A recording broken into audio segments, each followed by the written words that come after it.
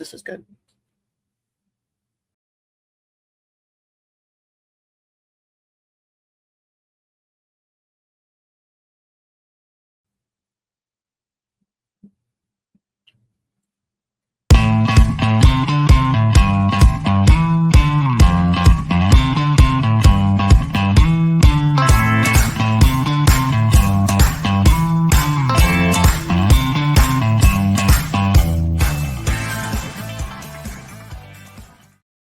All right, y'all, it's only one more day until Eat Drink HTX 2026. I know y'all must be as crazy about this as I am because we've been going hard since the end of the year. Last year, we've been going all January long.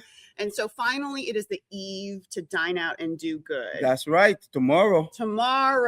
So, of course, I couldn't think of a better place than to be up here in Katy with my good friend, Chef Casey Castro. How you doing, Katy? Y'all, I know, have seen Chef Casey a million times, but we have so much fun. Always. The food is so good. Yes, ma'am. And the diners have such a great time. You know, this is one of the places that we continually hear about during Houston Restaurant Weeks, during Eat Drink HTX. You go all in. Well, and that's the idea. Remember, Eat and Drink is a project that we do to support the Houston Food Bank. And one of the most important things is to give it back to our community. That's what we do. And the best thing to do is just to be part of Eat and Drink and give it back to the community. And our goal is to make sure we provide the best dishes that we have in-house for our community. And that's what we're all about. You know, and we were talking earlier because I know you guys watch us on Fox Local all the time. I know Foodies and Friends is on that loop in your house. I know it. 100% of y'all. I know it. But, you know, we were talking before, and we do a lot of these shows. We get to a lot of restaurants. We like to focus and highlight the restaurant and the operators who truly are helping the community, not just in giving everybody a great value, but supporting the food bank. But, you know, we were talking earlier about how special that experience is for you guys, too, because, you know, Chef is talking about how, you know, he loves to talk to people who come into the restaurant. He loves to know what brought you here. How'd you find us? What kind of food do you like? And you get something out of that, too, because you're meeting new diners. Of course. You're sharing your passion, your cuisine. We got to talk about the cuisine because it's pretty much every country in the whole world here. But that's really part of the fun that you've kind of experienced over the last several years. Correct. But the return has been pretty significant because you see these folks outside of the events. You see them all year round. They're coming back to you during the holidays. They're coming back for their, you know, their brunches, their baby showers. That's right. And they found you when they were dining out and doing good. That's correct. And we are very blessed. We thanks our Lord Jesus Christ for that. I think the community, you know, and the Katy community, the Houston community, not just that. I get people from around Texas. I see them because they post on social media. I'm like, there's Chef Casey again, bringing in those Louisiana people. He's got he's got them all. I mean, they come in from the Woodlands. They come from Galveston, Austin, Lake Charles. I mean, I think one of the things that we do here, is about the hospitality. That's one of the most important things that we do. Obviously, you know, we do have good food. We present them with great value when it comes to food, but as well is the service part. You need to connect with your customers. They want to know your story. It's not just about food. It's about providing an experience that they can remember. And that's what we do. And the Eat and Drink provides you that platform to be able to meet the new guests and as well to be able to connect with new family. And that's what Astor tables do. Like in your hand right now, you have samosa. Samosa is different tapas, and those one are exotic. Right now in your hand, you have the samosa from South Africa, made with antelope. Antelope. Yes. I was not expecting this, Chef. It's this early. It's Valentine's Day. Happy Valentine's Day. Happy antelope. Happy Valentine's Day, everybody. Well, there's the antelope. Wow, Chef. I was thinking I was just opening up a nice little chicken dish with some cheese and salsa. Chef is like, no, ma'am. No, ma'am. It's an antelope. You have a combination of 3 exotic meats in there. So, and then you got some wagyu sauce to try with that as well. Now, are these all 3 antelope? No, ma'am. The other one is that one is buffalo. Yeah. Oh, chef. Yes. Oh my goodness. Now, what is the taste difference? I want to taste the difference between, because the antelope and the buffalo different. Well, tell me what the third one is first. That one is Venice. Venice. Yes. Okay. So they're all made with the ground beef, antelope, buffalo, and of course Venice. But it is when we cook it, the preparation is from different countries. And like for example, you have South Africa, Kenya, and then you have Namibia. So the key part is like the cuisine, the flavor, and that's what's the difference between not just the meat itself, but the recipe and the preparation that goes to it that represent those countries. And that's what you have in your plate. And with the wagyu sauce, a little bit spicy, just in the middle way. Yeah, it's a little bit spicy, but it is very good. Now, you're talking about a lot of different types of cuisine, a lot of different cultures. Tell everybody a little bit about where you grew up and the influence that food and those flavors had on you. Well, originally I was born in Angola and I grew up in South Africa, Cape Town. So growing up in South Africa, Cape Town, South Africa is very well known for a variety of different dishes. This is really good. I'm just trying to interrupt. No, this is really, really good. Yeah. That's the Venice over there. And growing up there, obvious, my mom used to cook, and obvious, I didn't cook with my mom, but it runs in the family. When I came to the state, of course, to go to law school, and I never went to law school, and I followed my family, my grandmother footstep, and that's where our cuisine is a fusion cuisine where we just don't represent one country, like you said. This international cuisine where we have American food, we have African food, Latin. My wife is from Argentina, Mendoza. They have one of the greatest empanadas, in Tabasco. Yes. So that's what Astor's table represents community. Doesn't matter whether you're vegan or gluten-free or vegetarian or halal.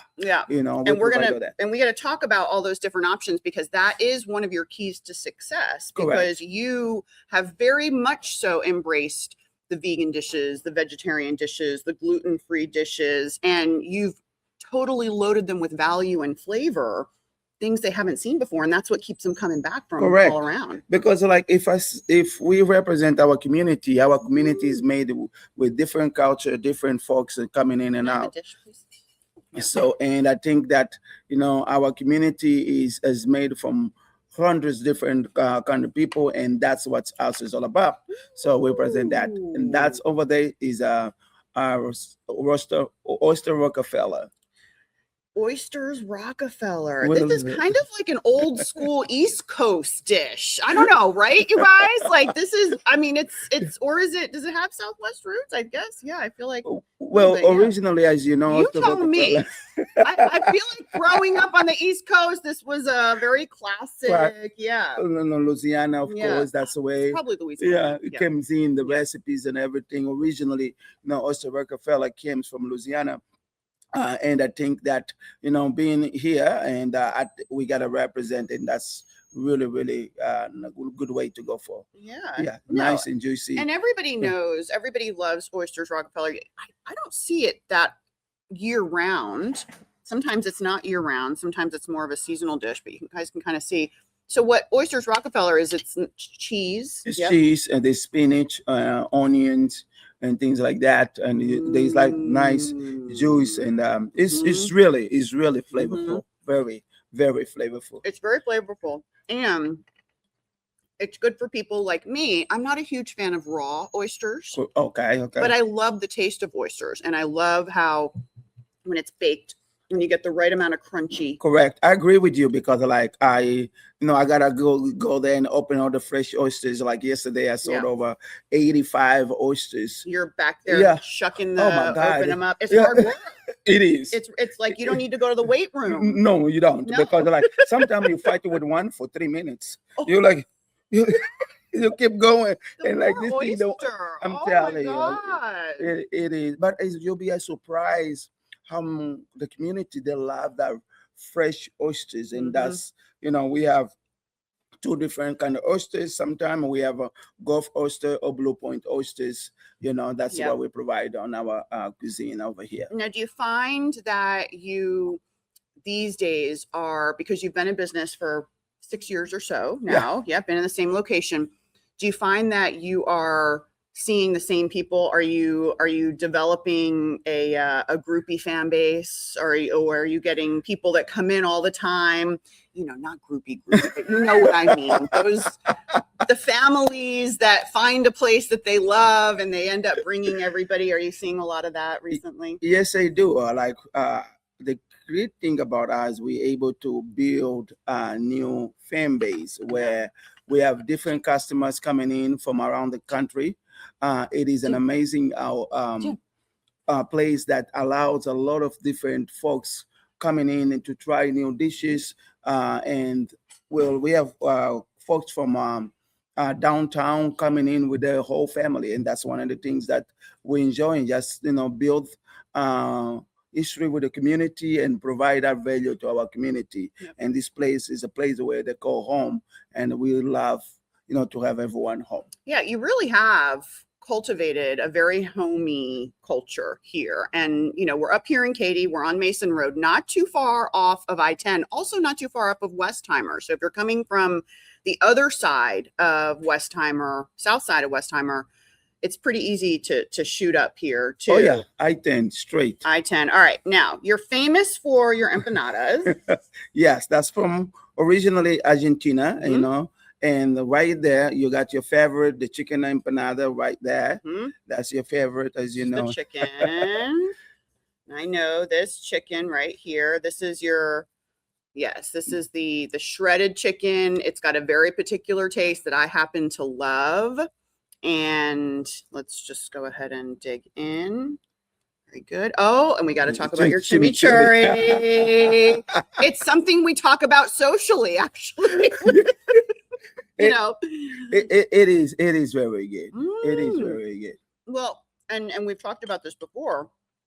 The chimichurri is Argentinian. Yes. But there's different ways you can make it. Correct. Yeah. There's obvious I cannot give you the recipes, but it's Argentinian chimichurri. It is outstanding. The flavor and the empanadas is one of the best, and the only place to get it, you come to Astor Stable, and we're gonna take care of you 100%. It is really good, and I know that people have actually taken this to go. Maybe I'm talking about myself. Okay. All right. On to the next empanada. That one is a spicy chicken. It's a little bit, there's a little bit spicy on it. Nice kick. Usually goes with the Wagyu sauce. Yep. And creamy. And that one is the beef empanada over there. Look at that beef right there. There's a little bit of olives on there, onions and tomato as well. It's really good. That one over there. That's the ham and cheese. Ham and cheese. Ham and cheese. So it looks a little bit different. Yes. Yep. Love this. I'm try to break this open. Yeah. Now, Chef, you are participating, and remember you all tomorrow. Tomorrow is the day. Brunch, lunch, and dinner. My dinner is big. Oh, well, let's talk about the dinner. Oh, yeah. The dinner is big. We're going way out. We have octopus. We have chicken espetada. We have lamb curry. I mean, the dinner menu is outstanding. I mean, we have steaks on there for add on a little bit, very little. Yeah. We have fish and chips, Ooh. Yeah, and this is truly the, what we found is the variety on your menus, the value on your menus, and you get it for a great price. $25 is the dinner. $1 from that meal is the donation. And so what happens is once diners come in, you dine out, you do good. Chef Casey then counts how many meals that they sell during Eat Drink HTX or Houston Restaurant Weeks. That's correct. And then there's $1 from each meal sold that goes to Houston Food Bank. Now, the really incredible thing that happens with Houston Food Bank is they are able to convert every dollar into 3 meals. And that's amazing. Truly amazing. And they are the best in the world to do that. So Houston Food Bank is the largest in the world by distribution. So what that means is they are able to get more food out to more people who need it in a much more efficient way on a daily basis than any food bank in the world. So as a chef and an operator, knowing that you're donating, Right. that you are creating these incredible menus, that you're seeing so many new diners, knowing that that's where the funds are going, that's where the money's going, supporting the most powerful food bank in the world. What does that feel like? I feel great. I feel fantastic, and I feel blessed just to be part of your community. And Yeah. one of the great things, when you're in power to do something great Mhm. is to support and give back to your community. Yep. And being part of the Houston restaurant or the Eat and Drink, Mhm. that's part of the food bank. Yep. There's no better feeling than that. Supporting and giving to your community, it is.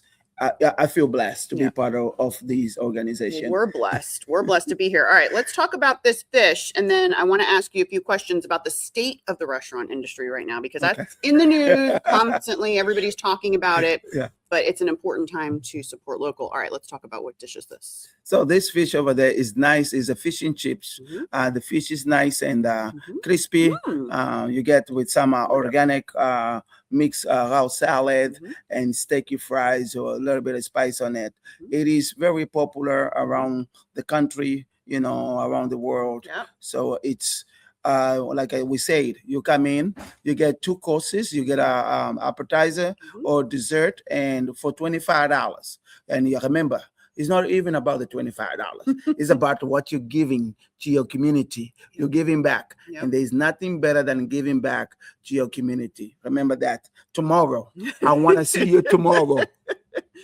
Chef Casey, if you haven't seen Chef Casey's social media, I would highly recommend, even if you're not interested in food, you'll be interested in Chef Casey's social media, because he comes out every day. He talks about what's going on in his life, in the world. I mean, you really have a great social media presence. And I know that that's helped you also to create new fans and new friends. Yes, of Yeah. course. And I think one of the things that I noticed now that, I'm part of more to the social media is that, they have now that expectation of me, Mhm. being there every day, and then they say, "Good morning."